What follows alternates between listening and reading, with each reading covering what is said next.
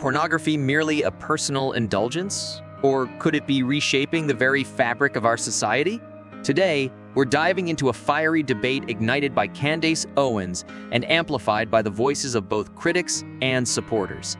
Welcome back to the Mymusing channel, where we delve deep into the controversies and realities shaping our world. Today, we tackle a heated topic that stirs debates and discomfort alike: the role of pornography in our society. But not just any perspective. Today, we're dissecting the views of Candace Owens and her fiery clash with pop culture and Cardi B, along with a scientific analysis of pornography's impact on the brain. When we talk about pornography, it's often either whispered as a guilty secret or championed as a hallmark of personal freedom. But what happens when the discussion moves beyond privacy and into the public eye, affecting our cultural and societal norms? Candace Owens, in her latest podcast, does more than scratch the surface. She excavates deep-seated concerns about the psychological impacts of adult content, questioning its place in modern society. Does porn empower or does it enslave? Let's delve into the heart of this debate. This makes my teeth itch. You guys wanna know what makes my teeth itch? Cardi B makes my teeth itch. Well, now I'm clapping back at Cardi B. So I'll give you the background of the story. I tweeted regarding pornography this. I said, ban pornography. It's a psychological weapon intended to weaken our men. And I wrote this thereafter.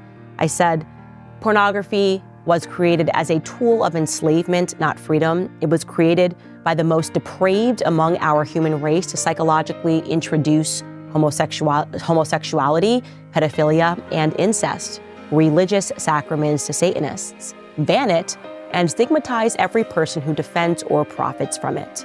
Now I know this is considered controversial for all of you that have ingrained in your mind somehow that this is freedom of expression, that people should be allowed to present porn and to produce porn as a means of expression, and it's somehow a First Amendment right.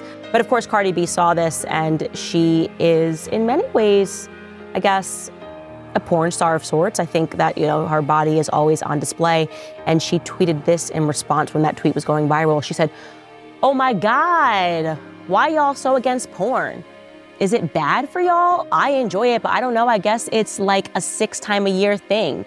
I personally don't feel no connection or addiction to it, just a little quick 1-2. Nothing like real intimacy." And so I guess that makes her a cool girl. I guess the cool girls are the ones that say, oh, pornography is cool, I'm okay with it. I'm okay if my man watches porn. I watch a little porn 6 times a year. And that makes me, I don't know, hip or something. Or it makes you the exact opposite. It makes you somebody that's being used as a tool. As I have said for a long time, she is being used as a tool.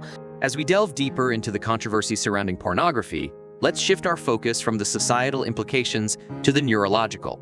Here's an expert discussing the less often considered, yet critical aspect of how pornography impacts the brain, especially among the youth. The brain is a learning prediction machine, and I'm not trying to say that all pornography is bad, but there are good data to support the idea that if your brain learns to be aroused by watching other people have sex, it is not necessarily going to carry over to the ability to get aroused when you're one-on-one with somebody else, right? Especially young kids who are consuming a lot of pornography, the brain is learning sexual arousal to other people having sex. So you're going to program yourself into being a voyeur? Or just create challenges in sexual interactions with peers, with a real partner. Right? Mary Harrington has the 3 laws of pornodynamics, and the second law of pornodynamics is the law of FAP entropy, and it says that whatever you start out wanking to will get progressively more intense over time. And I think that this is sort of speaking to that ever sort of escalating amount of the wildness that you need to watch in order to get an ever decreasing stimulus that comes back. Yeah, but the idea here is that, I'm not saying pornography as a stimulus is bad or good. What I'm saying is it, in its availability and its extreme forms, it's a very potent stimulus, and very potent stimuli of any kind, extremely palatable food, extreme pornography, extreme experiences like bungee cord jumping, those set a threshold for dopamine release. And Anna will tell you that, and I'm sure she did, that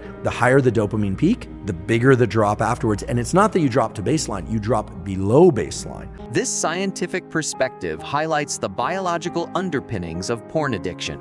The brain's dopamine system, which is crucial for motivation and reward, can be hijacked by the constant highs provided by pornography, leading to a detrimental drop below baseline once the stimulus is removed.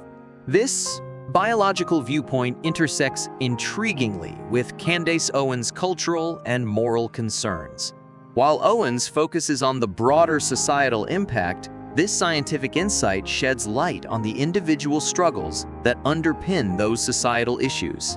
It's not just about cultural degradation or moral debates, it's about tangible changes in our brain's wiring that can have profound personal consequences. Does this scientific understanding influence how we should think about pornography's place in society?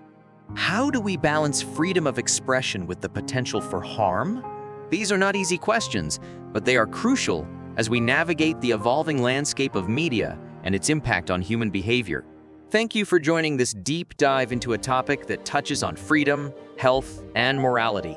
What are your thoughts on the impact of pornography? Do you see it more as a personal right or a public health issue?